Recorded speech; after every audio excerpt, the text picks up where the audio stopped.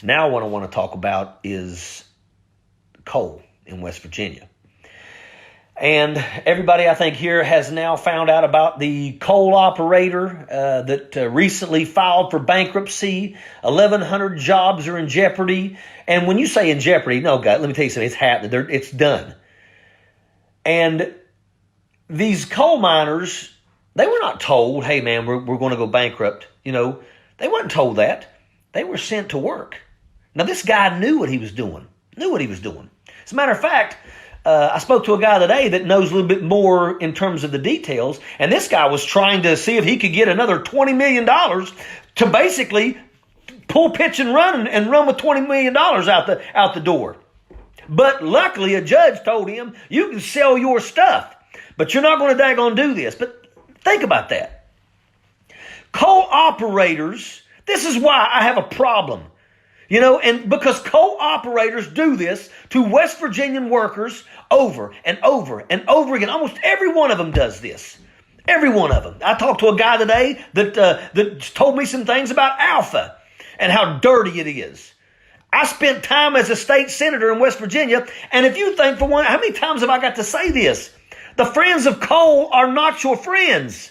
The Coal Association is not your friends. Don't let them make you think that they're out there fighting for you, coal miner, because they're not. They're not. But the thing that really bothers me is this guy, he decides he's going to go bankrupt.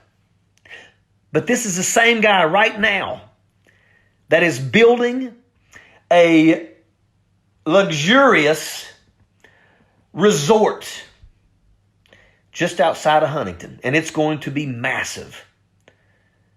He has the money to build something that is going to basically be like the Greenbrier. But he doesn't have the money to pay his workers. Guy has to go bankrupt. So I guess he's going to continue working on his resort while workers now are not going to get paid. Think about that. But we allow that to happen. You know, when I was in my last session, something that I fought very hard for was called the wage bond.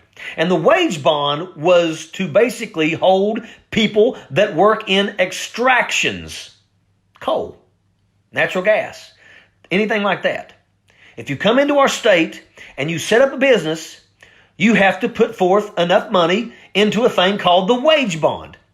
And what that does is if you pull pitch and decide to run out, exit stage left, your workers still get paid. And we fought for that. And I stood up on that floor, and I guarantee if you go back and you research, you can get my floor speeches, because every floor speech that's given in the Senate, you can get, and you can go back years, they're there. But yet the Republicans said no. They done away with the wage bond. Why would you do away with the wage bond? You don't do away with the wage bond because you're wanting to take care of coal miners. You do away with the wage bond because you want to make sure that coal operators can get out of here and get away with it. And why do you do that? Why did the Republicans, Carmichael, Blair and all of them, Ferns and all of them, why did they side with the coal operators? Because the coal operators get their pockets, grease the pockets of these people. And oh, by the way, who does that? Make no mistake about it. When you looked up in the gallery, you saw the Friends of Coal and the Coal Association looking down on us. You know, they were the ones behind the scenes were saying, pass doing away with the wage bond. They wasn't in there with us telling us how we have to fight the wage bond to protect those coal miners because they're supposed to be friends of coal. They never come in there because they wasn't on our side. We were fighting for the working class citizen, and that's just not acceptable for Friends of Coal and the Coal Association. And until you coal miners out there wake up and realize that those people could give two shits about you and your livelihood and your family. Fact.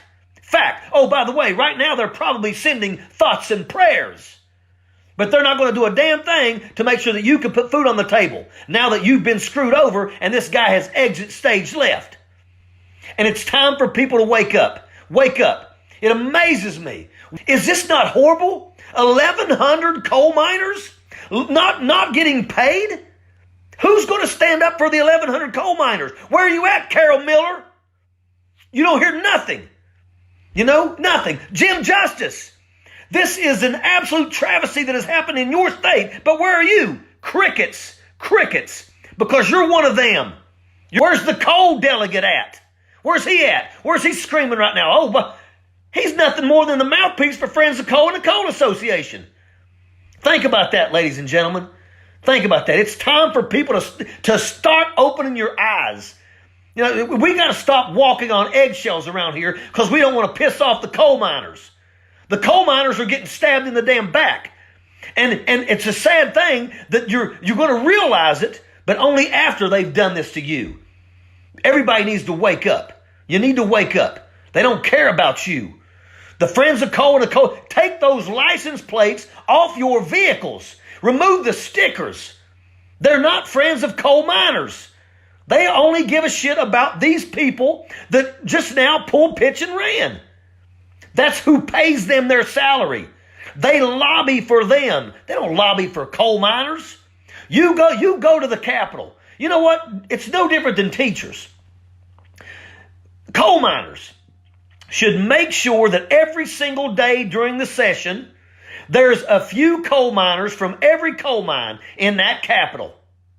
Do you think people give a shit about the hardworking citizen in this state? No. Watch what happened. If you can go back and you can look. Look at what happened to the crane operators and how Randy Smith, Senator Randy Smith, instead of going ahead and letting us vote, which we would have killed that stupid bill that was removing the countermeasures to keep cranes from falling over. We were going to win that. Me and Bob Beach were high-fiving.